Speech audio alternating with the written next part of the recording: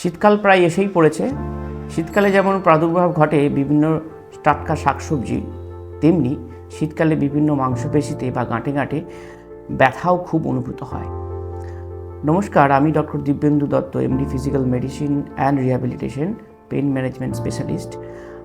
আজকে আমরা আলোচনা করব শীতকালের সাথে এই ব্যথার কী সম্পর্ক। দেখা গেছে শীতকালে আমাদের এনভায়রনমেন্টের টেম্পারেচার যেমন ড্রপ করে, আর্দ্রতাও তেমন কমে যায়। তাই একটা ডিহাইড্রেশনের সম্ভাবনা সবসময় থাকে।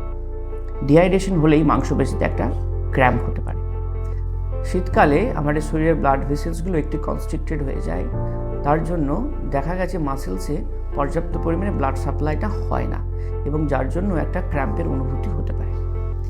আমাদের জয়েন্টের মধ্যে যে সাইনোভিয়াল ফ্লুইডটা থাকে, শীতকালে বা টেম্পারেচার ডাউন করলে ওই সাইনোভিয়াল ফ্লুইডের যে ঘনত্ব সেটা অনেকটাই কমে যায়।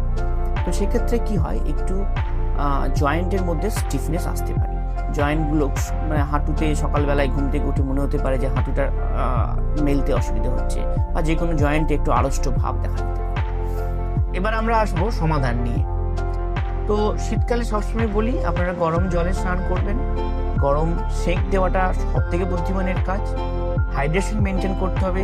দিনে অ্যাটলিস্ট 2.5 থেকে 3 লিটার জল পান করুন। আর শাকসবজি প্রচুর থাকে, শাকসবজি খান, ফল খান। মর্নিং ওয়াক করতেই পারেন, কিন্তু খুব সকালে বা ভোরে উঠে মর্নিং ওয়াকটা না করলেই ভালো হয়। তখন টেম্পারেচার অনেকটা কম থাকার জন্য একটু বেলার দিকে বেরোতে পারেন, 9টা থেকে 10টার দিকে। বা আপনি বাড়ির মধ্যেও করতে পারেন, ট্রেডমিলে একটু হাঁটাহাঁটি করলেন, ছাদে গিয়ে একটু হাঁটাহাঁটি করতে পারেন।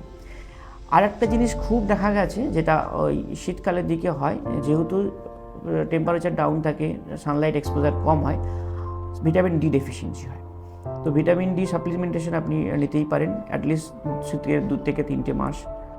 বয়স্ক মানুষদের বা খুব ছোটদের আমরা বলে থাকি পা ভর্তি বা ওই গলা ভর্তি শীতের পোশাক যেন সকালবেলাটাতে এবং সন্ধ্যের দিকটাতে পরে থাকেন।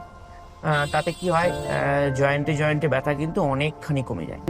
যদি ব্যথা খুব হয়, গরম সেঁক নেবেন বা কোনো জেল লাগাতে পারেন। তাতে ব্যথা যদি ঠিক না হয়, আমার মনে হয় নিকটবর্তী কোনো ব্যথা বিশেষজ্ঞ ডাক্তারের সাথে একবার পরামর্শ করে নিতে পারেন।